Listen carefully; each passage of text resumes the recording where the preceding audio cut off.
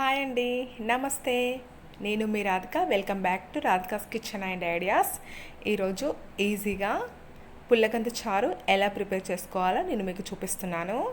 చాలా ఈజీగా చేసుకోవచ్చండి. నేను చూపించే విధంగా ఇలా పుల్లగంద గడ్డలని ఇలా కొంచెం పెద్ద పెద్ద పీసెస్ లాగా కట్ చేసుకొని వాటర్లో వేసుకొని 1 స్పూన్ సాల్ట్ వేసుకొని ఇలా ఒక 10 నిమిషాల పాటు ఉడకబెట్టుకోవాలండి.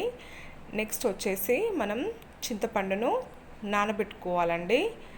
తర్వాత పచ్చిమిర్చి, ఆనియన్, వెల్లుల్లి రెబ్బలు, కరివేపాకు, టమాటోను కట్ చేసి పెట్టుకోవాలండి. ఇలా ఉడికిపోయాయి కదండి. ఇప్పుడు ఇలా నల్లపొర అనేది మొత్తం నీట్గా తీసేసుకొని మనం ముందుగా కట్ చేసుకున్నట్లయితే చేతులు దురదకు వస్తాయండి. అందుకనే ఉడకబెట్టుకొని కట్ చేసుకోవాలి. ఎట్టి పరిస్థితుల్లోనూ మీరు పుల్లగంద గడ్డను ఇలానే కట్ చేసుకోవాలి. ఉడకబెట్టకుండా కట్ చేసినట్లయితే చేతులు అనేటివి చాలా దురదకు వస్తాయండి. ఇలా చిన్న చిన్న పీసెస్గా కట్ చేసుకున్నాం కదండి. నెక్స్ట్ వచ్చేసి స్టవ్ ఆన్ చేసుకొని ఒక బౌల్ పెట్టుకొని అందులో సరిపడా ఆయిల్ వేసుకొని ఆవాలు, జీలకర్ర వేసుకోవాలండి.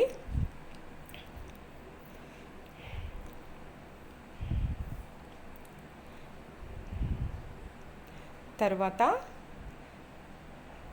కరివేపాకు, వెల్లుల్లి రెబ్బలు, పచ్చిమిర్చి వేసుకోవాలండి.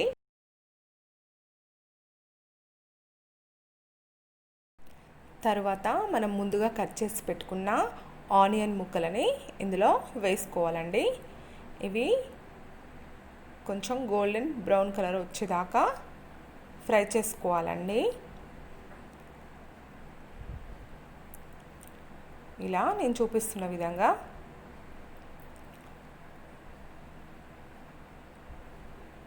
నెక్స్ట్ 1 స్పూన్ సాల్ట్, రుచికి సరిపడా సాల్ట్ వేసుకోండి. మీరు 1 స్పూన్ పసుపు వేసుకున్నానండి. ఇలా కలుపుకొని మనం ముందుగా కట్ చేసి పెట్టుకున్న టమాటా ముక్కలను ఇందులో వేసుకొని ఒక 2 మినిట్స్ పాటు మూత పెట్టుకోవాలండి.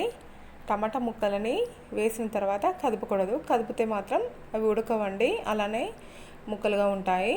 ఇలా మూత పెట్టుకొని తీసిన తర్వాత కలుపుకొని పుల్లగంద ముక్కలని ఇందులో మనం ముందుగా కట్ చేసి పెట్టుకున్న పుల్లగంద ముక్కలు ఉంటాయి కదండి, అవి ఇందులో వేసుకోవాలండి.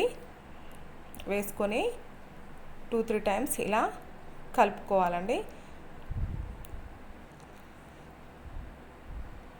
కలుపుకొని ఇందులో 2 స్పూన్స్ కారం వేసుకోవాలండి. పచ్చిమిర్చి తక్కువగా వేసుకున్నాం కాబట్టి కారం వేస్తున్నానండి. ఇప్పుడు ఒక 10 నిమిషాల పాటు మూత పెట్టుకోవాలండి. ఇలా ఆయిల్లో పుల్లగంద గడ్డలు అనేవి ఇలా ఫ్రై అయిపోయాయి కదండి. ఇప్పుడు మనం ముందుగా చారు పెట్టుకున్నాం కదండి, చారు ఇందులో వేసుకోవాలి.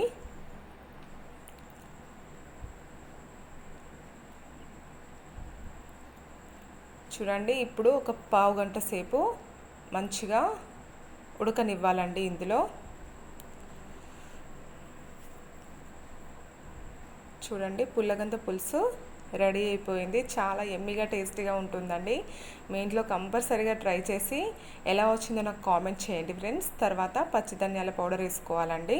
వేసుకొని కలుపుకోవాలి. కొత్తిమీర ఉంటే వేసుకోండి.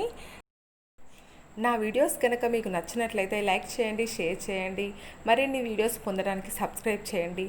పక్కనే ఉన్న బెల్ ఐకాన్ని ప్రెస్ చేయండి. Thank you for watching friends.